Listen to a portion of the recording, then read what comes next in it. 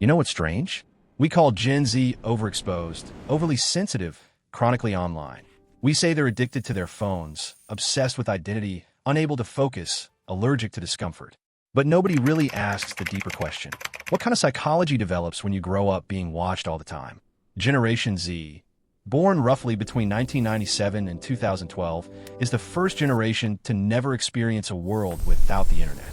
Not just access to information, constant visibility, cameras everywhere, algorithms watching, metrics measuring attention, popularity, relevance. They didn't log on.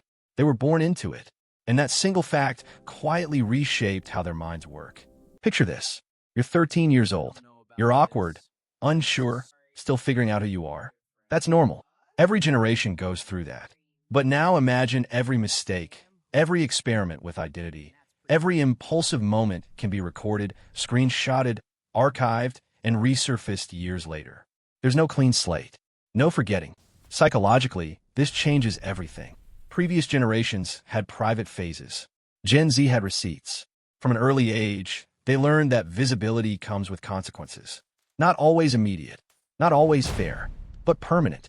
And when your brain develops in an environment where social feedback is constant and quantified, likes, views, shares, follows, your sense of self starts to externalize. You don't just ask, who am I? You ask, how is this version of me being received? Researchers describe this as heightened social contingency, where self-worth becomes tightly linked to external validation signals. And unlike earlier generations, those signals never turn off.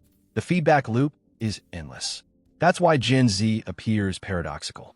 Hyper-expressive, yet deeply anxious. Confident in language, but uncertain in identity. Bold online, cautious in real life. They grew up watching adults fail publicly. Celebrities canceled overnight. Influencers exposed. Authority figures exposed as hypocrites in real time. Trust didn't erode slowly. It collapsed at broadband speed. So when older generations say, why don't they trust institutions? The better question is, why would they? Gen Z watched the 2008 financial crisis from the backseat. They watched COVID shut down the world during formative years. They watched adults argue online about basic reality while algorithms rewarded outrage over truth. Stability wasn't promised. It was visibly breaking. Psychologically, this creates what researchers call anticipatory anxiety, a constant low-grade sense that something is about to go wrong, socially, economically, environmentally. Not paranoia. Preparation. That's why Gen Z is often mislabeled as pessimistic. But pessimism implies expectation of failure.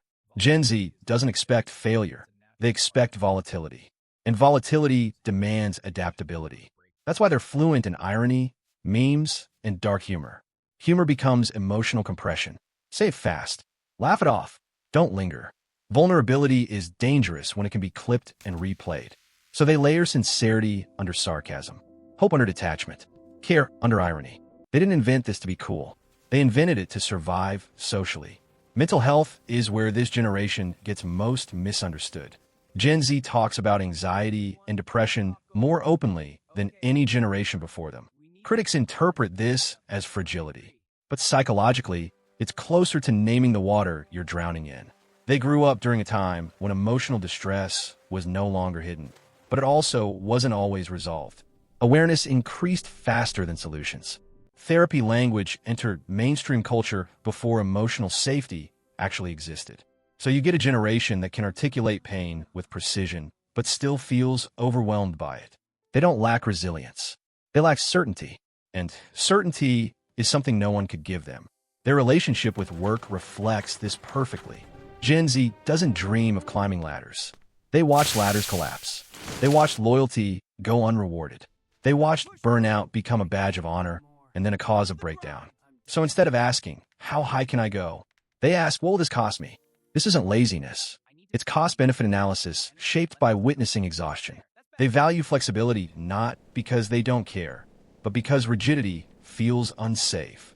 A single income stream feels like a trap. A single identity feels like a liability. That's why they experiment. Side hustles, personas, aesthetic phases, career pivots.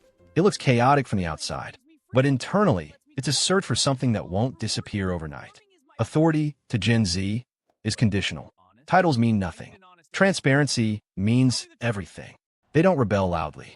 They disengage quietly. If something feels fake, performative, or exploitative, they don't fight it. They ghost it. Attention is their leverage, and they learned early how powerful withholding it can be. Social media didn't just give them a voice. It taught them how quickly voices can be ignored. So they curate, carefully, strategically. Even when they overshare, it's often filtered through humor, trends, or detachment. What looks like openness is often controlled exposure. Because deep down, Gen Z learned a brutal lesson very early. Once something leaves your hands, you no longer own it. Their attention span is another misunderstood trait. They're not incapable of focus. They're intolerant of irrelevance. They grew up swimming in content. Endless feeds, infinite stimulation. Their brains adapted by filtering aggressively. If something doesn't earn attention quickly, it doesn't get it. Not because they're shallow, but because attention became a survival resource. And now, as they move into adulthood, Gen Z faces a strange psychological burden. They are expected to fix problems they didn't create, using systems they don't trust, while being told they're too sensitive to handle it. They care deeply about justice, identity, and meaning, not because it's trendy, but because instability forces you to ask what actually matters. They are not the weakest generation. They're the most psychologically exposed. They grew up with fewer illusions, less privacy, more noise, and yet they keep showing up. Try to make sense of themselves in a world that never stops watching. Generation Z isn't broken. They're hyper-aware, and hyper-awareness comes at a cost. If this made you see Gen Z differently, subscribe for more deep dives into psychology, generational behavior, and the unseen forces shaping how we think.